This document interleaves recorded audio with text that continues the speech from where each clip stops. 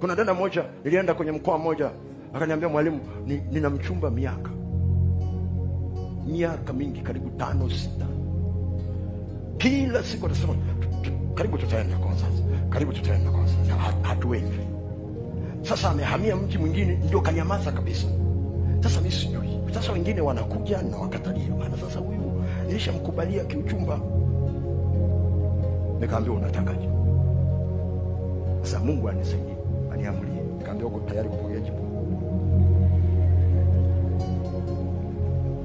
Akaniambia una maana gani? Nikaambia Mungu anaweza akakwambia huyu si wako, achana naye, uko tayari kumwacha? Akanyamaza kimya. Alafu mwisho akasema lakini maadamu Mungu atakuwa amesema, sasa huyu hata kama ni wako wangu amenyamaza sasa muda wote, na nichelewesha. Nikamwambia okay, tuombe. Tukaomba. Mungu, ninaomba mfuatilie huyu mtu. Nikataja jina lake mahali aliko, maana hata alikuwa ajulikani yuko wapi. Ameacha, amehamia huko, hamwambii tena mwenzake. Niambia Mungu mfuatilie, asimwache mwenzake kwenye shida ya kujua anaendaje. Kile ulichoamua kwa ajili yao weka ndani ya yule kijana, awe na ujasiri. Basi nikaondoka. Baada ya miezi 2 nikatafuta na yule msichana, anasema nimeletewa barua. Oh, anasemaje?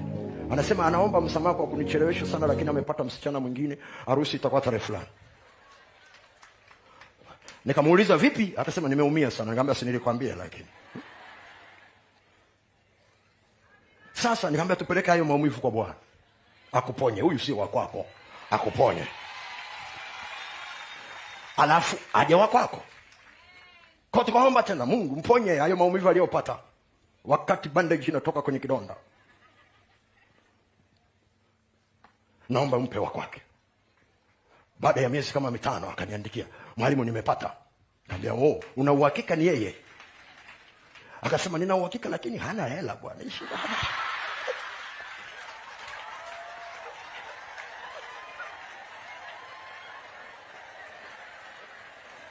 Nikamwambia hatukuomba hela, tuliomba mwanaume wa kuoa. We hela imetoka wapi?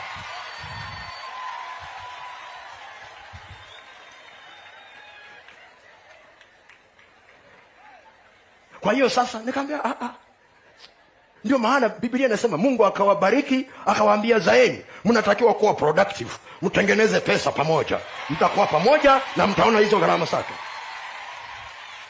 Wanaomba mwanaume alafu unasubiri hela. Wokovu una faida tukiwa hapa duniani. Una faida.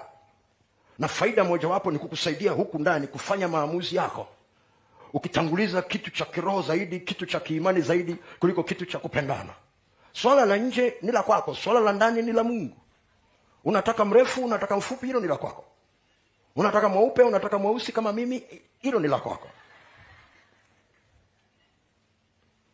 Bwana Yesu asifiwe. Mungu akimsumbui kwamba huyu ni mrefu au ni mfupi, akimsumbui. Mungu kinamsumbua anayekupa moyoni yukoje, rohoni yukoje. Mnaweza mkatembea pamoja, mnaweza mkasimamia makusudi yenu pamoja, mnaweza mkachukuliana katika yale mapungufu ambayo yako hapo, na ukaweza ukayafunika yasiwe mtaji kwa ajili ya kuvuruga tena maisha ya watu wengine. Bwana Yesu asifiwe. Bwana Yesu asifiwe. Na tutakwenda kuomba hapa.